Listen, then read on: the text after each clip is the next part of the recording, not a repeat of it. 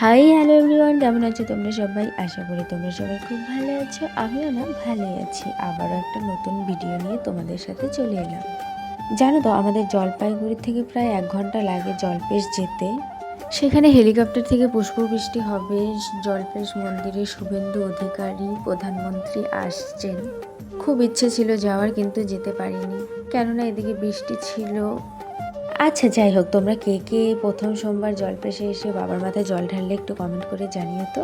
তারপরে সকালবেলা যেহেতু আনারস খাওয়া খুবই ভালো, তাই আনারস কেটে নিয়েছিলাম। আর বাইরেরটা দেখো কত বৃষ্টি হয়েছিল। আর আগের একটা ভিডিওতে তোমাদের বলেছিলাম আমার বর সুজি খেতে খুব ভালোবাসে, সুজি কচু রান্না করলাম। তারপর ঘুম থেকে দেখি বাবান উঠে পড়েছে। বাবানের শরীরটা একদম ভালো নেই, সর্দি লেগেছে, কিছু খেতেই চাচ্ছে না। ওর বাবাইয়ের কিছুদিন আগে জ্বর এসেছিল, এখন ওরও হয়েছে। আর আমার গলাটা শুনে তো তোমরা বুঝতেই পারছো কবে যে সব ঠিকঠাক হবে। তবে আসছি, টাটা, বাই।